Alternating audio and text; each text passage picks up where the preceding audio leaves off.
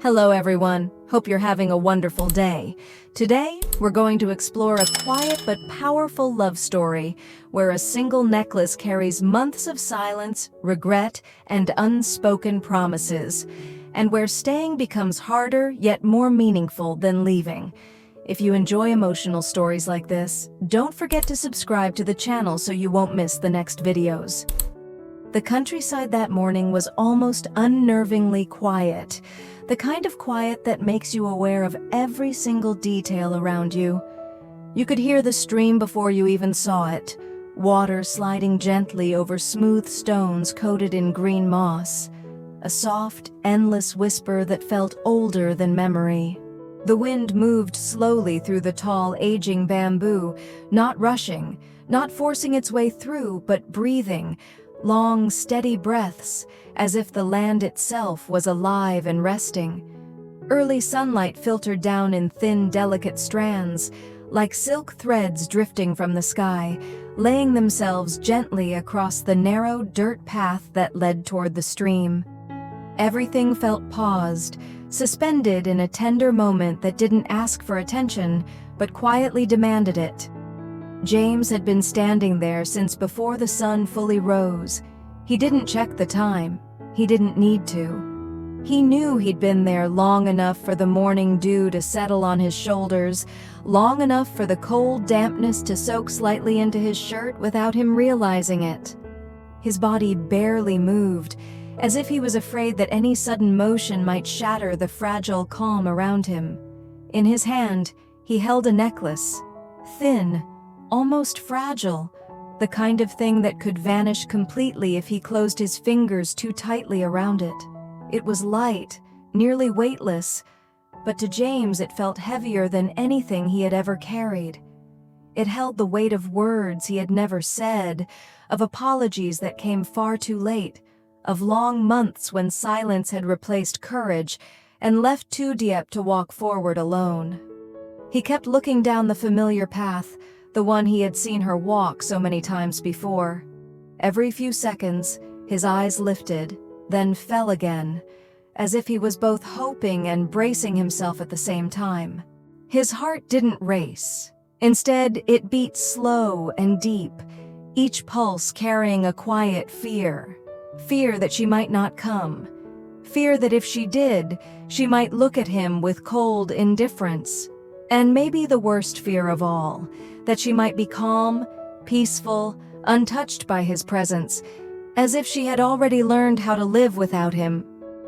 James lowered his gaze to his open palm. The necklace caught a sliver of sunlight and glinted softly, and just like that, memory dragged him backward. He remembered those old afternoons when everything felt simpler, when Tu Diep had laughed easily and told him she didn't care about gifts or grand gestures. She had said it so plainly back then, almost teasingly, that all she needed was for him not to disappear. Standing there now, that memory tightened his throat, pressing in until breathing felt like work. Then quietly, footsteps sounded behind him. They were soft, almost hesitant, but unmistakable. James turned, and there she was. Tu Diep stood a few steps away, close enough to feel real, far enough to feel distant. She wore a simple dress in a pale color that blended gently with the morning light. Her hair moved slightly with the breeze, brushing her shoulders in a way that felt effortless. Her face was the same face he had memorized long ago, familiar in a way that hurt.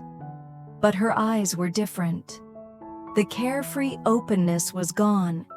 In its place was something gentler, deeper, guarded. The look of someone who had loved fully, been wounded deeply, and survived. They didn't speak right away. Seconds passed, maybe longer. The silence between them wasn't awkward or empty.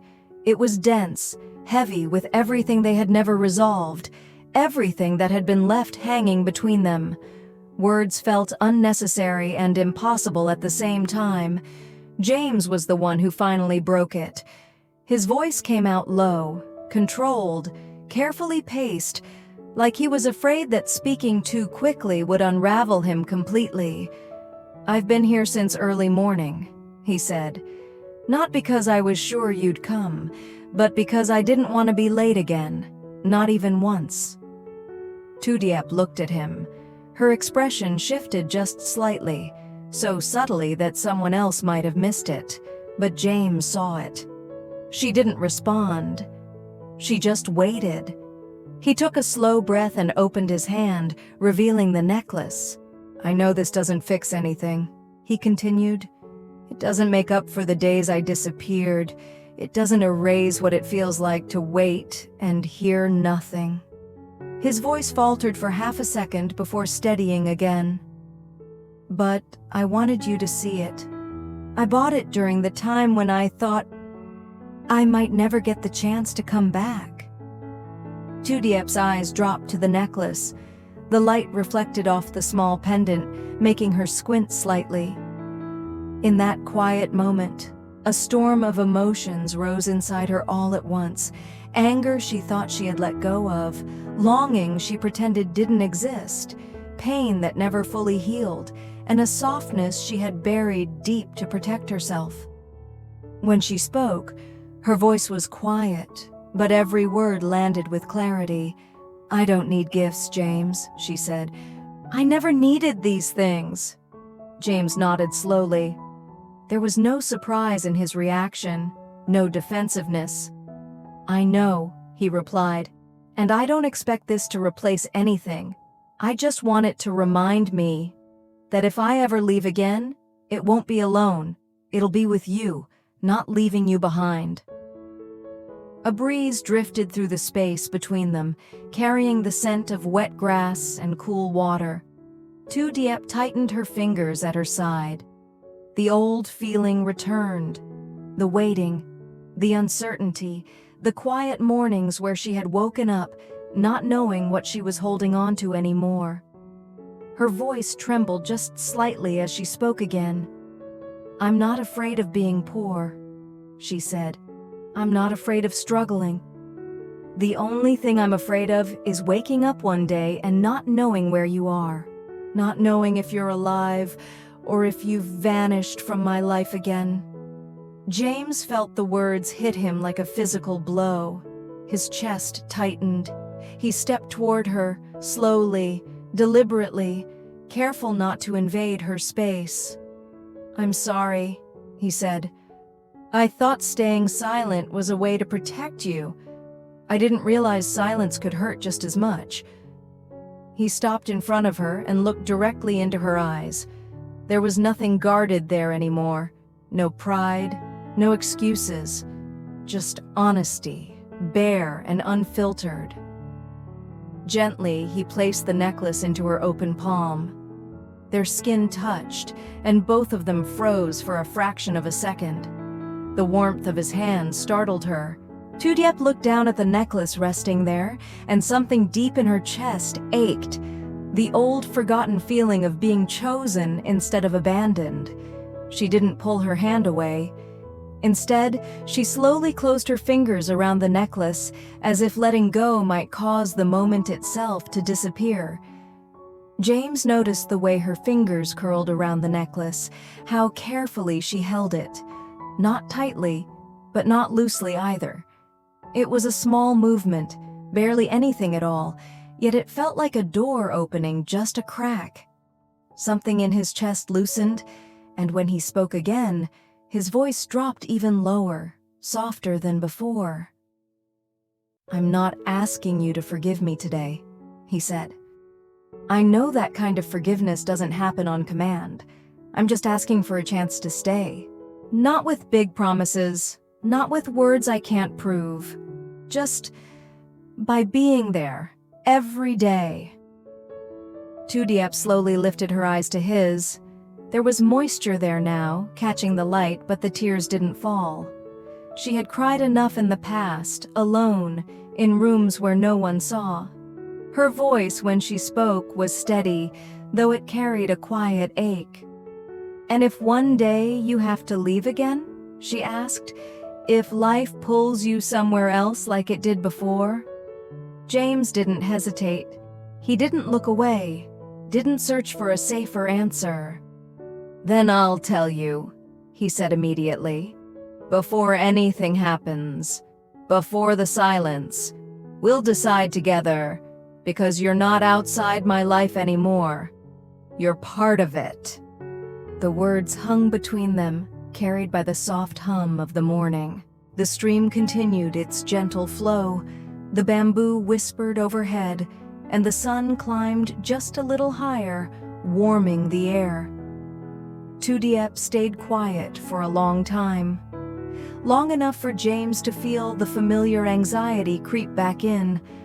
Long enough for him to wonder if he had already said too much, or not enough. Then, slowly, she raised the necklace. Her hands trembled, just slightly. It wasn't uncertainty alone that caused it, but the weight of what this moment meant. James understood without a word. He stepped closer, careful, attentive, as if one wrong move could send everything collapsing. She tilted her head forward, exposing the delicate line of her neck, and James gently took the necklace from her hand. His fingers brushed her skin as he fastened the clasp behind her neck. The touch was accidental, brief, but it sent a quiet shiver through them both. Tu Diep closed her eyes, not because the past had suddenly stopped hurting, but because for the first time in a long while, she felt safe enough to stop guarding herself for a single breath. When James stepped back, she opened her eyes. The necklace rested lightly against her collarbone, catching the sunlight as it moved with her breathing. It wasn't flashy or extravagant. It didn't demand attention. It was simple, understated, warm, much like the moment itself. Tu Diep lifted a hand and touched it just once, as if to make sure it was real. "I can't promise I'll forget everything," she said quietly. James smiled, not wide, not triumphant, just honest. "I don't need you to forget," he replied. "I just need the chance to make things right." Another breeze passed through, lifting the hem of her dress and rustling the bamboo leaves above them. The necklace swayed gently, reflecting a soft glimmer of light, and in that movement, something shifted. Not dramatically, not perfectly, but truthfully. They didn't rush toward each other. There was no dramatic embrace, no sudden kiss that erased the past. Instead, they stood there, facing one another, allowing the moment to settle. James finally broke the quiet again, his tone lighter now, almost hesitant. "Do you remember," he asked, "how you used to say mornings like this felt like the world hadn't made up its mind yet?" Tu Diep let out a small, surprised breath that was almost a laugh. "You remember that?" she asked. "I remember a lot of things," James said, "especially the things I should have paid attention to back then." She looked at him for a moment longer, then turned slightly toward the stream. "I used to come here alone," she said, "after you left. I'd sit by the water and tell myself that if I waited long enough, the hurt would quiet down. Sometimes it did, sometimes it didn't." James listened without interrupting, without trying to fix it. "I didn't know," he said quietly. "I know," Tu Diep replied. "That was the problem." The honesty between them felt fragile, but it also felt clean. There was no accusation in her voice now, no bitterness, just truth. James nodded slowly. "I can't change what I didn't show up for," he said. "But I can show up now." She turned back to him, studying his face like she was seeing it for the first time. "Staying is harder than leaving," she said. "Are you ready for that?" James didn't answer right away. He took a breath, grounding himself in the moment, in the sound of water and wind and birds just beginning to stir. "I think I finally understand that," he said. "And yeah, I'm ready to try." Tu Diep looked down again, her fingers brushing the necklace once more. "Then we'll go slowly," she said. "No disappearing, no guessing. If something changes, we talk." James nodded. "Deal." They started walking together along the dirt path, not too close, not too far apart. Their steps naturally fell into rhythm, unforced. The countryside continued around them, unchanged, steady, as if it had been waiting for this quiet resolution. As they walked, James glanced at her and said almost shyly, "You know, I used to think love was about holding on as tightly as possible." Tu Diep smiled faintly. "And now I think it's about staying," he said. "Even when it's uncomfortable, especially then." She didn't respond right away, but her smile lingered. By the time the sun had climbed higher, burning off the last traces of dew, they had reached the edge of the stream. They stopped there, side by side, watching the water move endlessly forward. There was no clear ending to the moment, no grand conclusion, and that was exactly what made it real. This wasn't a perfect ending, it was something quieter, something more honest. A beginning built not on dramatic promises, but on presence, on choice, on the simple, difficult act of staying.